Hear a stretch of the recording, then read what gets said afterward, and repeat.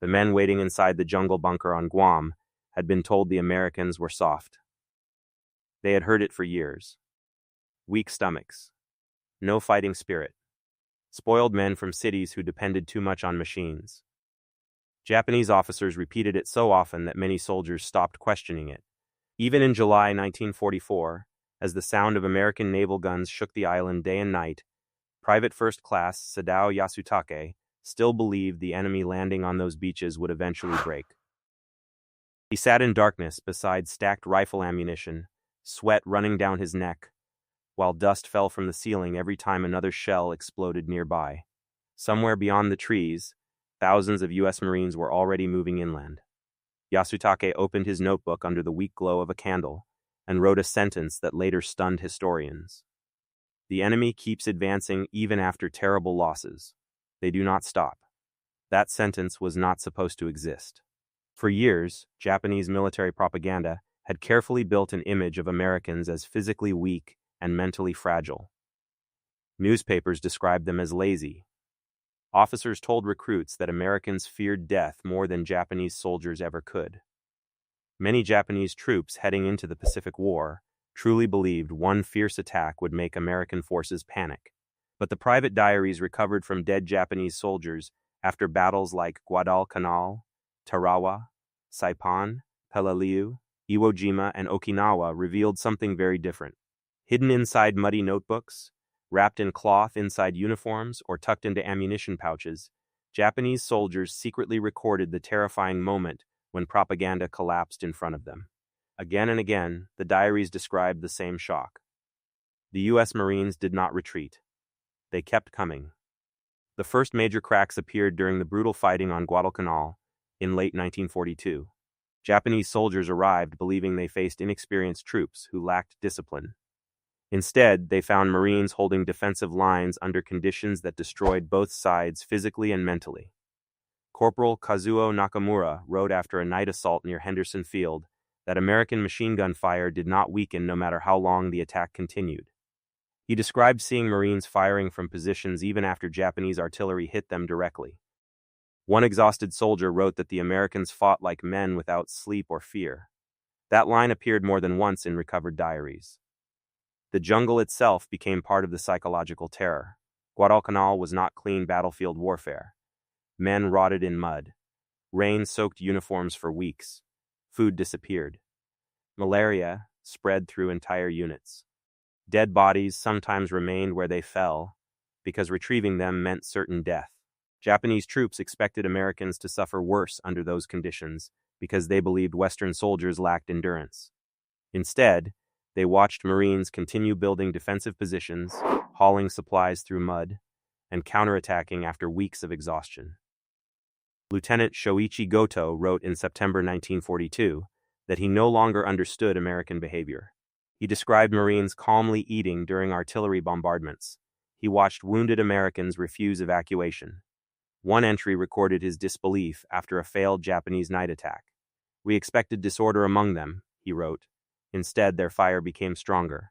For many Japanese troops, the real shock was not American bravery alone. It was organization.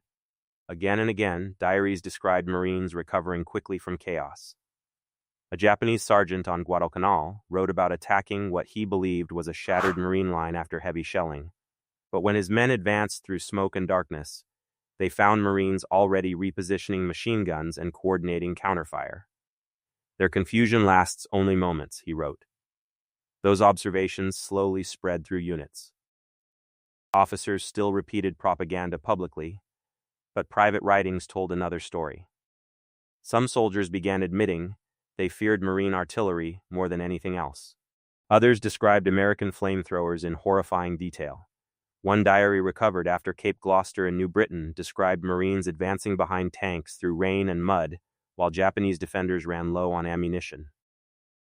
Even if one falls, the writer noted, another immediately replaces him. That relentless pressure appeared constantly in Japanese accounts. At Tarawa, in November 1943, the illusion collapsed even faster. Japanese defenders expected the coral reefs and fortified bunkers to break the American assault. Instead, Thousands of Marines crossed open beaches directly into machine gun fire. The landing was one of the bloodiest in Marine Corps history. Dead and wounded covered the sand. Some landing craft burned before reaching shore, yet Japanese diary entries recovered afterward focused on one thing above all else. The Marines kept moving. Private Masanori Ito wrote from Baitio Island that he could not understand how wounded Americans continued advancing through gunfire.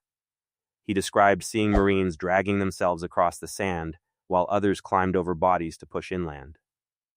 Their attacks do not stop even when many are killed, he wrote shortly before disappearing during the battle. Japanese machine gunners expected panic after inflicting huge casualties. Instead, they saw Marine units reorganize directly on the beach, under fire. One officer described his horror as American engineers cleared obstacles while explosions tore apart the shoreline around them. Another diary noted that Marines continued landing supplies even while snipers fired from nearby bunkers. The Japanese defenders realized something dangerous. The Americans were prepared for terrible losses and still intended to continue the assault no matter the cost. Tarawa changed perceptions across the Pacific. Surviving Japanese reports reached other islands before later Marine invasions. The stories sounded almost impossible. Marines crossing beaches under direct machine gun fire, Marines attacking bunkers with flamethrowers at close range, Marines fighting for tiny islands that Japanese commanders believed could never be taken so quickly. Some officers dismissed the accounts as exaggeration. Others privately began preparing for something far worse than expected. By the time Marines landed on Saipan in June 1944, many Japanese soldiers already feared American firepower. But what shocked them during the battle was Marine endurance. Saipan became a nightmare of caves, cliffs, and relentless combat under brutal heat. Japanese diaries described Marines climbing steep terrain while carrying enormous amounts of equipment. Soldiers watched Americans bring artillery inland at astonishing speed. One officer wrote with disbelief that Marine aircraft seemed to appear endlessly overhead. "Their supplies have no end," he recorded. The deeper fear was psychological. Japanese troops had been taught that Americans depended too heavily on comfort and technology. But on Saipan, Marines kept advancing through cave systems filled with grenades, machine gun nests, and hidden artillery. Japanese soldiers waiting for attacks to slow instead saw Marines return again and again. A diary recovered near Mount Tapachau described one Marine assault in terrifying detail. The writer explained that after hours of shelling, Japanese defenders believed no infantry attack could follow immediately.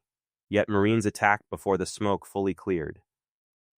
"They move through artillery as if they know death already," the soldier wrote.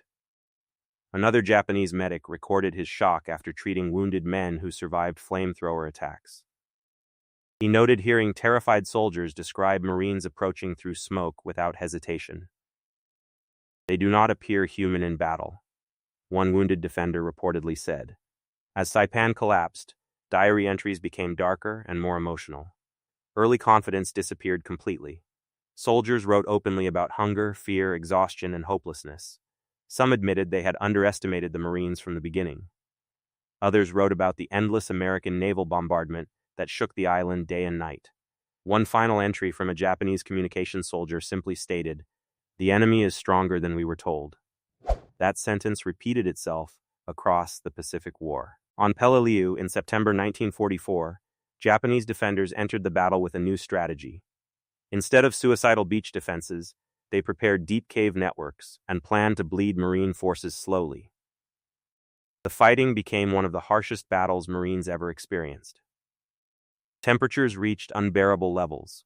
Sharp coral rock tore apart boots and skin. Dead bodies baked under the tropical sun. Water shortages nearly destroyed both sides. Japanese diaries from Peleliu no longer described Americans as weak. That belief had vanished. Instead, many writings focused on Marine aggression and persistence. One lieutenant wrote that American infantry attacked with terrifying closeness. Another described Marines continuing assaults despite sniper fire, mortar explosions, and hidden machine gun positions.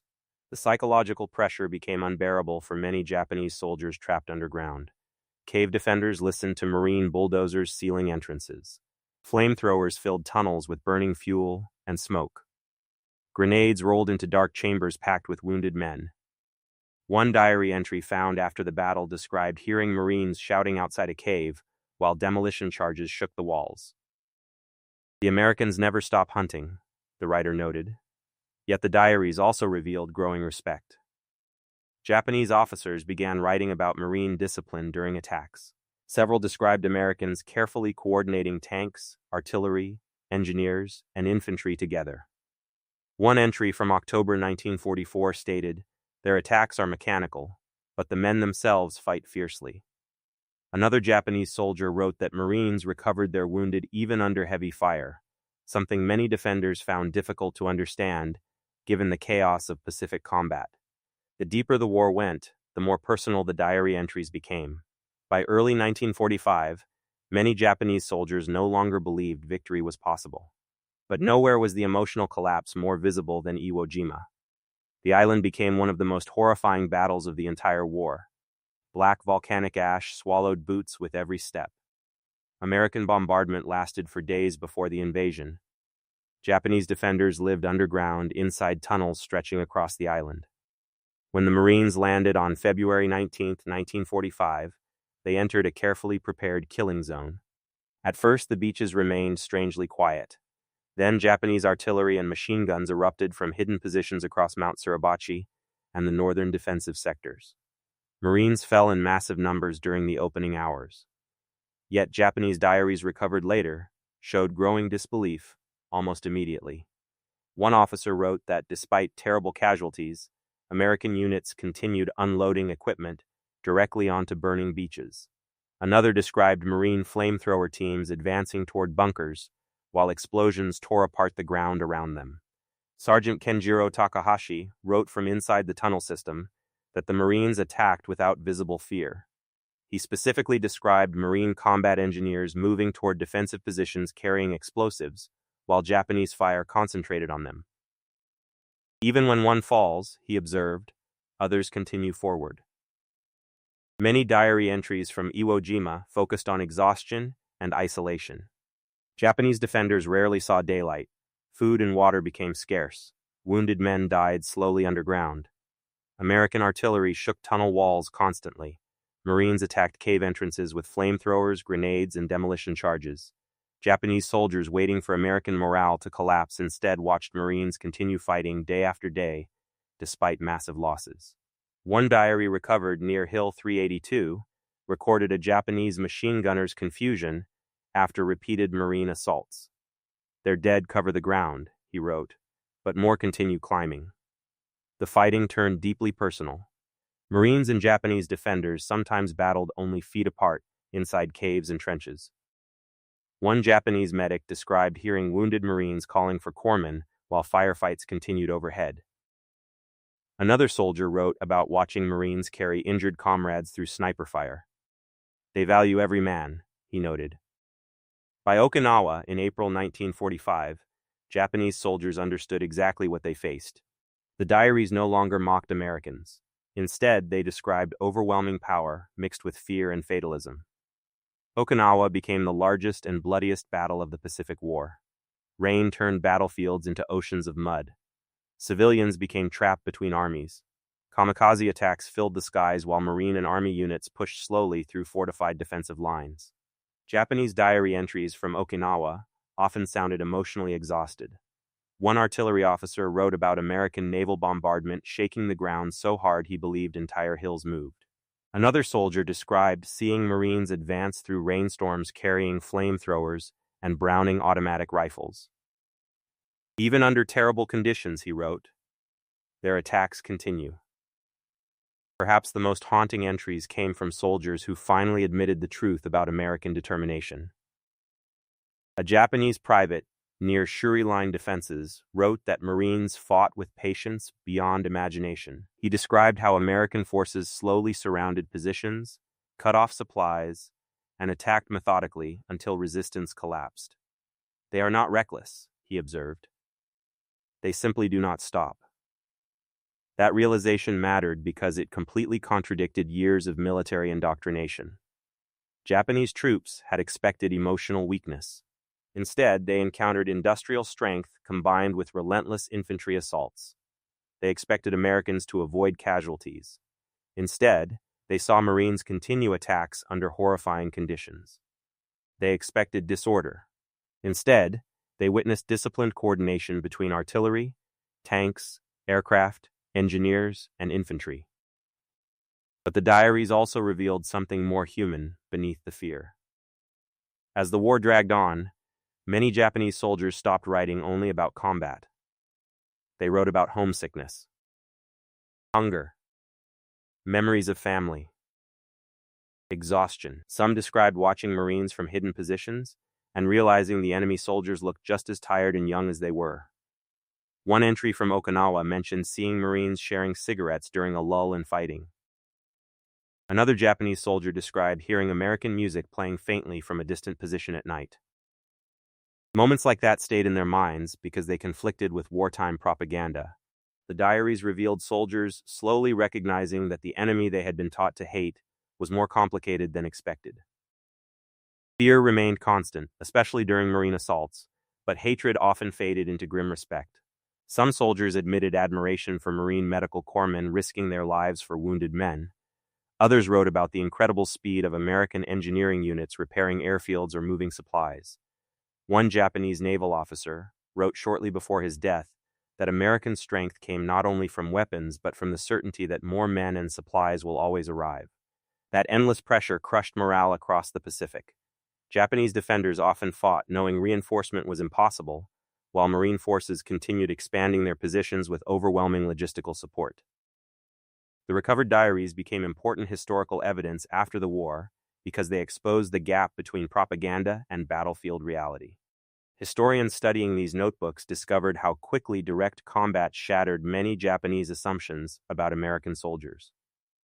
The diaries showed emotional transitions happening in real time. Confidence became uncertainty.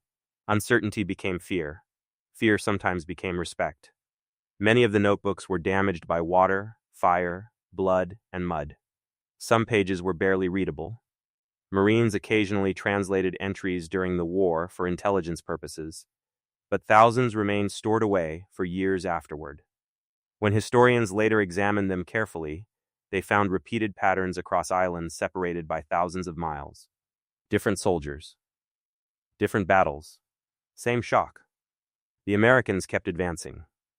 Again and again, Japanese soldiers wrote about Marine persistence under conditions they believed no army could survive. They described flamethrower assaults, endless artillery fire, coordinated attacks, and relentless logistics. But perhaps most importantly, they described emotional endurance. Marines continued fighting after heavy casualties. They adapted quickly. They returned after failed assaults. They carried wounded comrades. They pushed through heat, mud, volcanic ash, jungle disease, and fortified cave systems. For many Japanese soldiers, that persistence became more frightening than American weapons themselves. Near the end of the war, some diary entries became painfully reflective. One Japanese corporal on Okinawa admitted he no longer recognized the war he thought he was fighting. Another soldier wrote that the enemy had fought beyond all expectation. Several final entries simply expressed exhaustion and acceptance that defeat was unavoidable. And still, the writing continued. Inside caves, under artillery fire, in jungle bunkers, beside dead comrades. Japanese soldiers kept recording what they saw because the truth unfolding around them no longer matched the world they had been promised. The diaries became private confessions hidden from officers and military censors.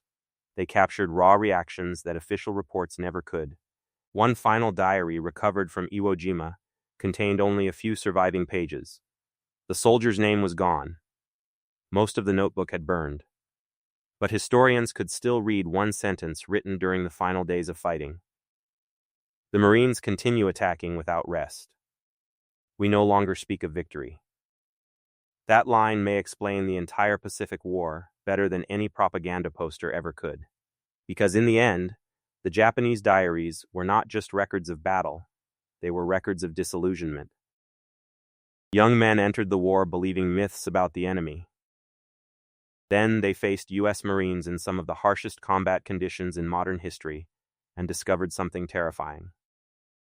The Americans they had been taught to underestimate were willing to endure almost anything to keep moving forward. And once Japanese soldiers realized that truth, many understood the war was already lost.